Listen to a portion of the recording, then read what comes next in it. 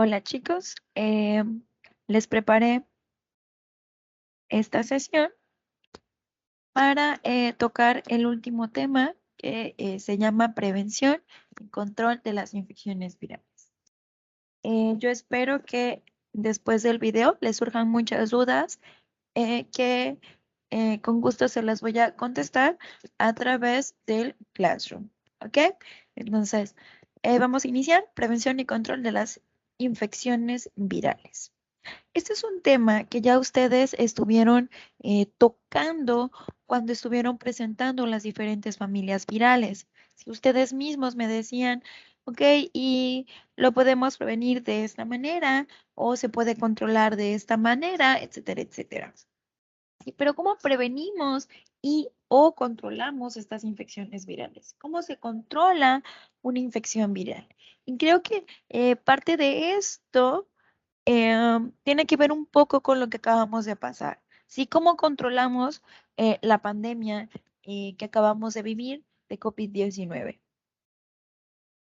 Según la Organización Mundial de la Salud, sí, según la OMS, la primera forma de controlar es educando a los individuos. ¿Sí? Aquí les estoy poniendo un ejemplo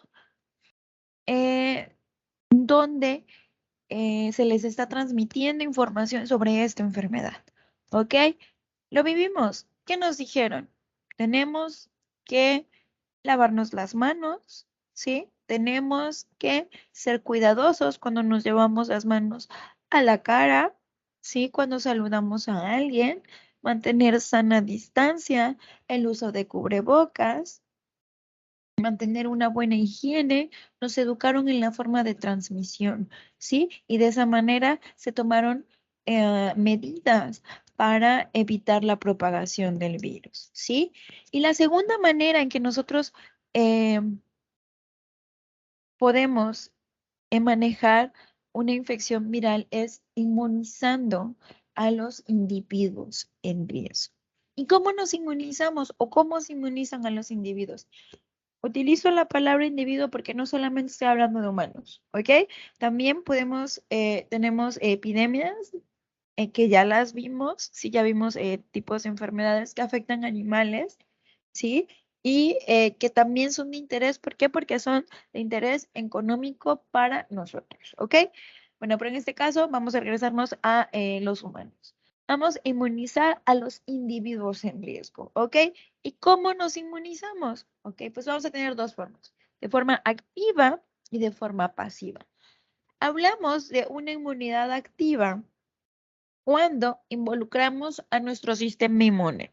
Vamos a despertar al sistema inmune. ¿Cómo se da? Por exposición a antígenos extraños, ¿sí? Una característica es que es de acción lenta y que va a generar protección a largo plazo, ¿sí? Em, ¿Cómo se da? Por infecciones naturales o ya sea por vacunas, ¿ok?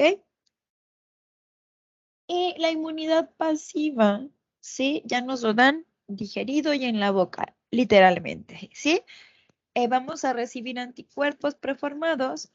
Este tipo de inmunidad es muy rápida. La desventaja es que es una protección corta. ¿Y cómo se da? La primera puede ser a través de la cruza placentaria, ¿sí? Cuando mamá está gestando, está transmitiéndole anticuerpos a través de la vía placentaria. Sí, una vez que bebé nace, están produciendo anticuerpos y a través de la leche materna se están pasando estos anticuerpos. Y aquí, con esto, quiero llegar a una pregunta que ustedes me hicieron hace unos días. Una de sus compañeras me preguntaba que por qué a los nenes hasta los 3 meses no se le podían hacer pruebas de anticuerpos contra el VIH. ¿Sí? Esa es la respuesta, ¿sí? Porque hay anticuerpos de mamá. Y mientras estén lactando, todavía hay anticuerpos de mamá. ¿Ok? Y pueden estar infectados en nene, pero tener estos anticuerpos dándonos un falso positivo. Aquí en esta tabla les muestro un resumen de los tipos de inmunidad. ¿Ok? Entonces, activa, natural o artificial. Natural después de una infección, artificial después de un proceso de vacunación. Y la inmunidad pasiva, la natural, y IgG e IgG por vía transplacentaria o bien por la lactancia materna. ¿Sí? Y maestra, inmunidad pasiva artificial. Claro, ¿sí? Ustedes escucharon seguramente en alguna noticia o leyeron en alguna noticia o por Facebook o por Instagram o por TikTok esto que se llama seroterapia, ¿sí? Que nada más y nada menos consiste en la administración de suero o plasma de un individuo que ya fue inmunizado, generalmente ya pasó por una inmunidad activa de forma natural, ¿sí? Y ustedes escucharon que para algunos tratamientos se estaba utilizando el suero de personas que ya habían padecido COVID-19, ¿sí? Y que sus síntomas habían sido leves o que ya habían padecido la enfermedad y pues bueno, ya estaban en recuperación, ¿ok? ¿Qué es lo que pasa? Pues bueno, se utilizan ya estos anticuerpos, o específicamente las gamaglobulinas, ¿sí? Justamente para inocularlos a otros individuos. Entonces, hablando de esta inmunidad activa de forma artificial, pues tenemos a las vacunas, ¿sí? Y en la tabla les estoy mostrando una pequeña línea del tiempo donde se observan eh, las diferentes vacunas a lo largo de la historia y en los años que han sido diseñados. Algo que quiero que pongan mucha atención es en el tipo de tecnología que se han utilizado, ¿ok? Si bien al inicio, en los años de 1900, 1950, se utilizaban, fíjense bien, como sustrato para proliferar animales, huevos, ¿sí? Todavía en 1960 se utilizaba por ahí el cultivo celular, ¿sí? A través de los años de 1980, a partir de 1980, sí se inició con una nueva tecnología que se llamó RNA recombinante. Y ahorita vamos a ver de qué se trata esto. ¿Ok? Entonces, a partir de este RNA recombinante surgieron vacunas de DNA, ¿sí? Virus recombinantes, ¿sí? Y virus con genoma reasociado, ¿sí? Partículas de virus símil, ¿sí? Y vamos a ver qué significa esto. ¿Ok? Entonces, ¿cómo se hacen las vacunas? Es una de las preguntas que vamos a resolver ahorita. Y seguramente han de haber escuchado esto de virus vivos o virus atenuados.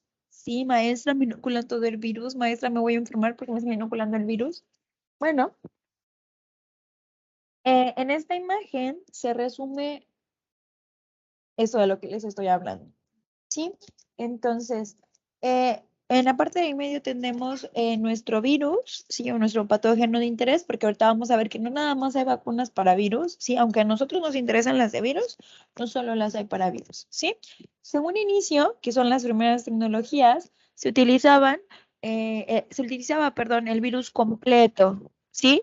Entonces, se inactivaba el virus, ¿sí? Se mataba el virus, se hacían pruebas justamente en los cultivos celulares, em, en los huevos, directamente en animales, ¿sí?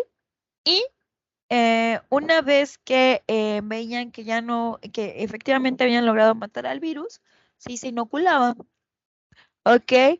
Y se esperaba que se generara una respuesta inmune, ¿ok? Todo esto era de base era muy empírico, ¿no?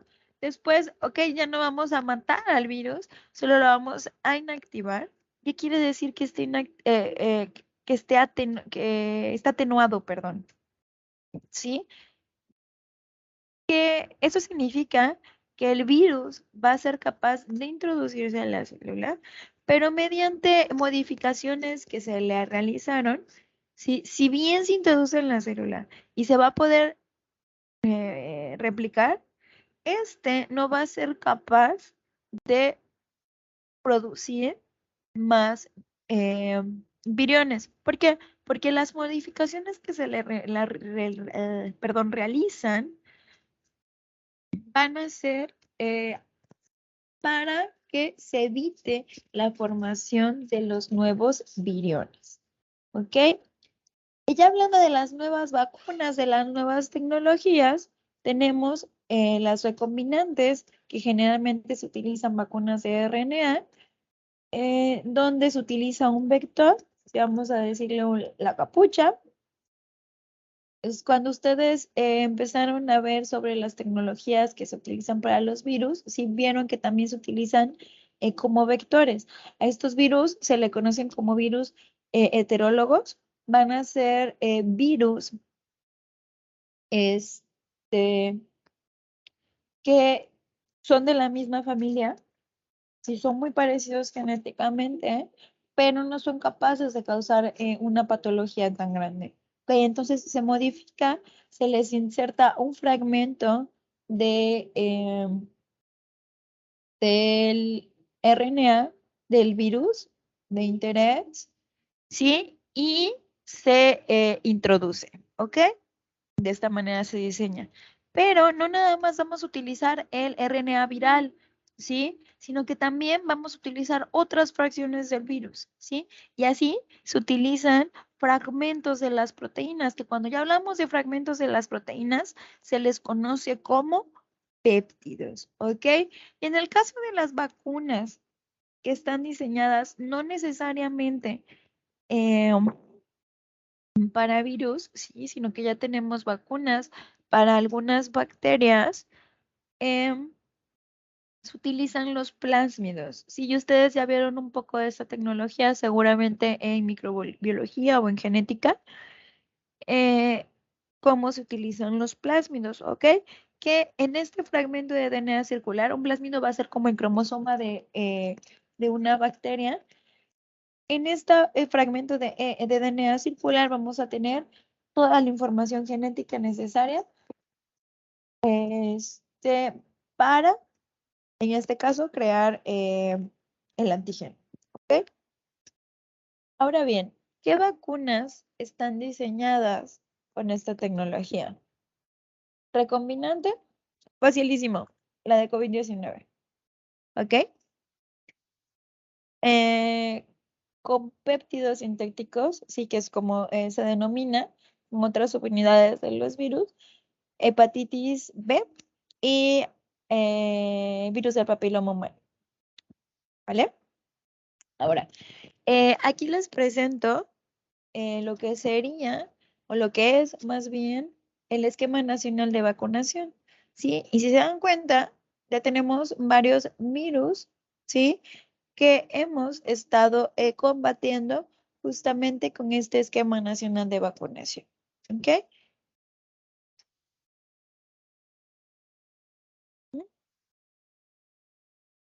Ahora, ya vimos las tecnologías, ya vimos cuáles, cómo están diseñadas.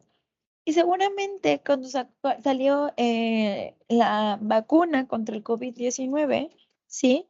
Seguramente se preguntaron cómo es que estaba hecha y cómo es que funcionaba. Entonces, me di a la tarea de buscarles esta información, ¿sí? Y encontré este pequeño resumen donde sintetiza las 5 vacunas que se utilizaron en México, ¿sí? O las más populares. Y bueno, quiero que observen el cuadro con mucha atención. Y lo que les voy a rescatar de esto, ¿sí? Es cómo están formadas, ¿sí? Si dan cuenta, en la de Pfizer, ¿sí? Tiene RNA, que este RNA eh, contiene la información genética para traducirse a lo que sería eh, la proteína de la espícula del virus. ¿Sí? Ustedes sí se acuerdan más o menos cómo era la estructura de un virus, ¿sí? se acordarán cuál era la famosa espícula, ¿no? Ok. Y es de RNA. ¿Y qué es lo que lo envuelve? ¿Qué es lo que lo ayuda a meterse a la célula? Una membrana lipídica, ¿ok? Mientras que la de Oxford, el Sputnik V y la CanSino son de DNA, ¿sí? Y entonces utilizan un DNA, ¿sí? Que contiene la información genética para la misma proteína viral, la de la espícula del virus, ¿sí? Y la diferencia, fíjense bien, es el vector, ¿sí? Aquí tiene nombre de vector, CHAD, CHAD, AD26, AD5, AD5, ¿ok? Estos vectores son estos virus heterólogos de los que les hablé, ¿ok? Entonces, lo que lo diferencia, ¿sí? Es el vector y seguramente el fragmento que va a codificar para esta proteína, ¿ok? Ahora acuérdense que estos son de DNA. Entonces, ¿qué tiene que hacer la célula para producir esta proteína? Pues pasarlo a RNA, ¿sí? Que es lo que hacen las tres, y de este RNA va a formar a estas proteínas, ¿ok? Que son la espícula viral, perdón, que son la espícula viral, ¿ok? Ahora, ¿cuál es la diferencia con Sinovac? Que Sinovac utiliza la tecnología, vamos a decirlo, viejita, ¿sí? Para producir una respuesta inmune. Va a utilizar al virus inactivado, ¿sí? De tal forma que va a utilizar la tecnología donde se utilizaba el virus completito, ¿sí? Y va a esperar a que el sistema inmune haga lo suyo, ¿sí? Ahora, ya que tenemos en el caso de las otras cuatro, ya que tenemos nuestra proteína, sí, sintetizada por la célula,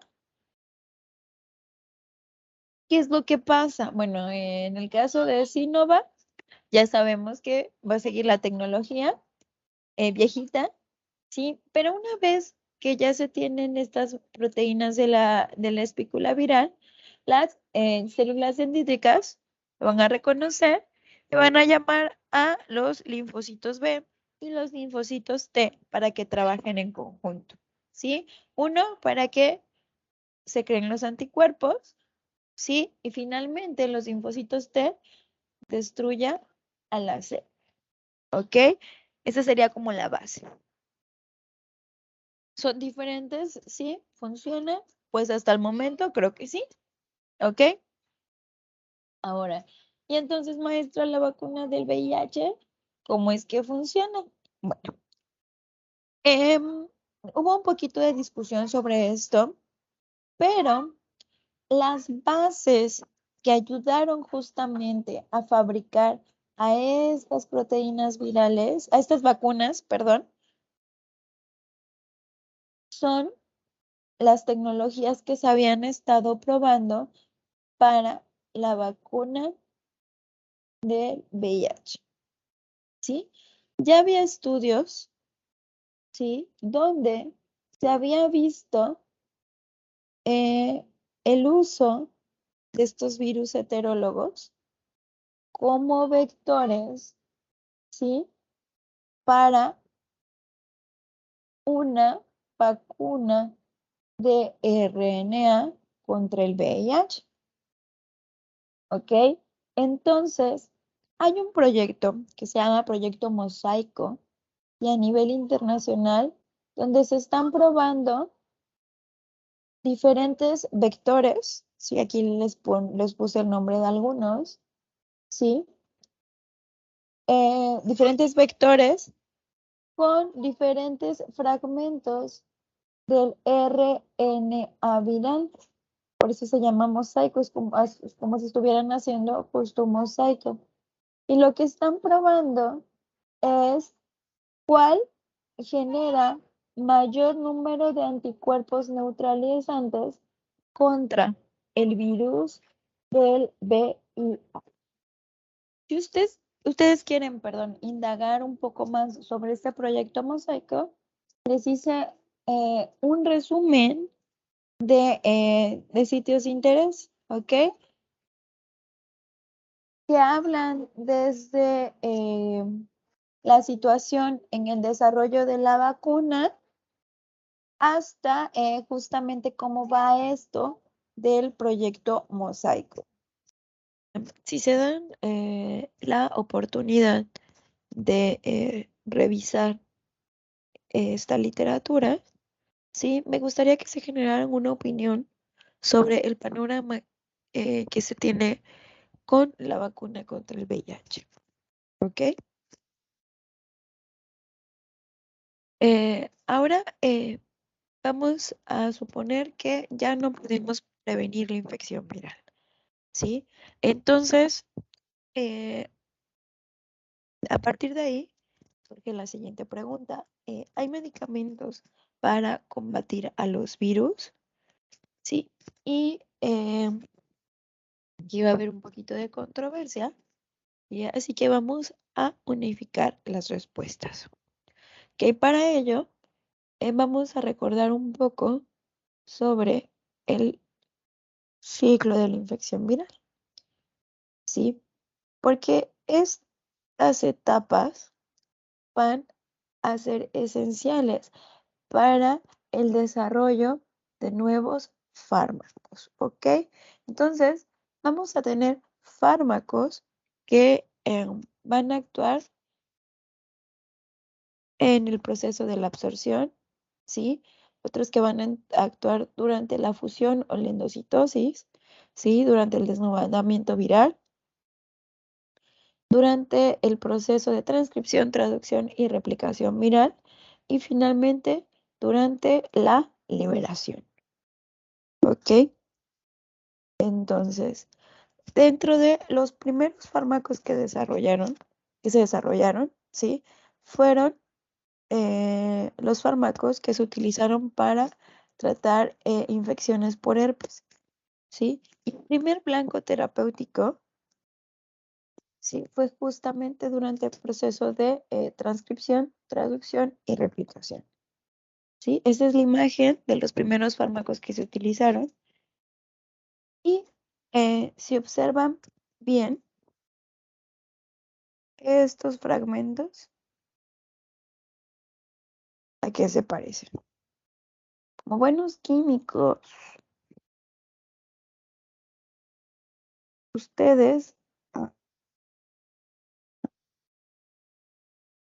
me deben de decir a qué se parecen estos. A las bases nitrogenadas. O sea, se parecen a lo que forma el DNA y el RNA. Eso quiere decir que van a tener afinidad por estos análogos, ¿sí? Que por las bases nitrogenadas que está produciendo la célula, ¿sí? Y al momento de que se integren, se va a detener ya sea la transcripción o la replicación, ¿sí? Para la influenza, los fármacos que se han diseñado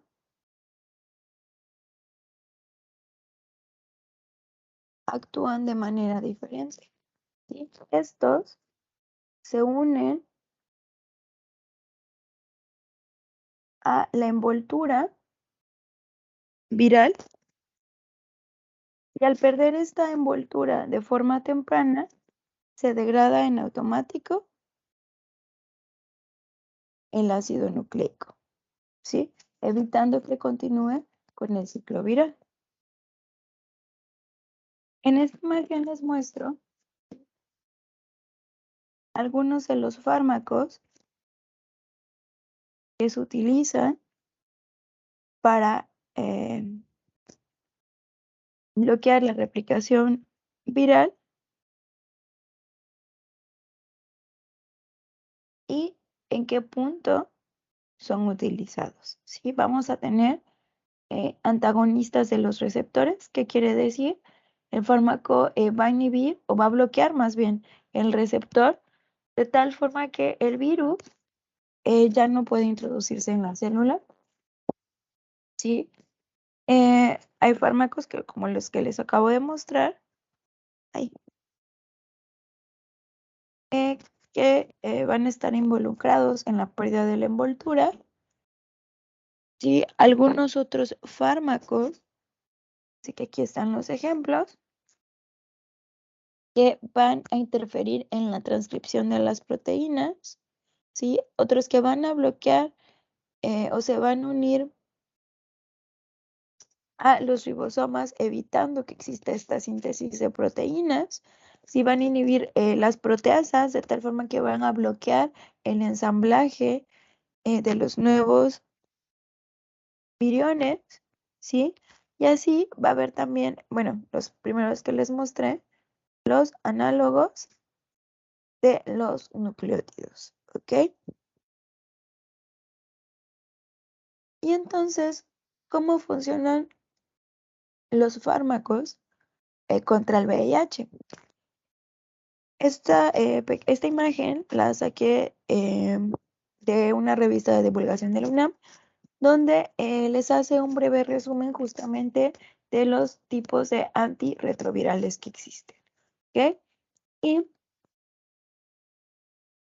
específicamente contra el VIH vamos a tener inhibidores de la fusión, que son aquellos que aquí se ve en la imagen, que bloquean justamente que se una el virus, ¿sí? A las células T4, ¿sí? Entonces, al estar bloqueada este reconocimiento, ¿sí? El virus ya no se va a poder unir. Va a haber inhibidores de proteasas. Ustedes se acuerdan que cuando revisamos el artículo de infección del VIH, ¿sí? Esto era muy, muy importante, ¿sí? Y al estar bloqueada esta enzima, no va a permitir la formación de nuevos viriones y, y de los más utilizados son aquellos que inhiben la transcriptasa reversa. Ustedes acordarán que el virus del VIH es un retrovirus, ¿sí? Por lo tanto, es un virus de RNA. Y parte de la información genética que tenía en este RNA, ¿sí? Eh, era justamente información para generar estas proteínas. Pero quien cubre a este RNA era la transcriptasa reversa, ¿sí? Acuérdense que el virus viajaba con su transcriptasa reversa, no utiliza esa maquinaria celular, sino que ya la trae integrada, ¿ok? Y entonces, al bloquear a esta enzima, pues simplemente no puede pasar su información genética de RNA a DNA, evitando la replicación viral. Ok, entonces, eso ya desde el 2006, si no mal recuerdo, ya se había visto que se podía llevar la carga viral a niveles muy cercanos a cero, lo que podía hacer, o se podía considerar ya como una enfermedad crónica. Siempre van a estar tomando el fármaco, no necesariamente curarse, siempre van a estar en revisión, ¿sí? Pero con una menor carga viral, ¿sí? No es totalmente curable, pero sí llevan los niveles de carga viral muy cercanos a cero, ¿ok? ¿Cuál es la desventaja? ¿Sí? En este artículo del 2006 de Santos Corraliza menciona justamente los efectos adversos que tienen estos fármacos, ¿ok? Si bien se puede llevar a niveles donde ya son casi normales, sí, que pareciera que no tienen la infección por el virus del VIH, sí, existen efectos adversos, sí, que conllevan, por ejemplo, a daño mitocondrial, ¿sí? ¿Y qué pasa si se daña la mitocondria? ¿Por qué es importante la mitocondria en la célula? Porque es la que respira, ¿sí? Entonces, son parte de los efectos secundarios que se tienen, ¿sí? Toxicidad mitocondrial, hepatotoxicidad y, en general, alteraciones metabólicas, ¿ok? Y bueno, con esto finalizamos lo que sería el último tema. No se preocupen,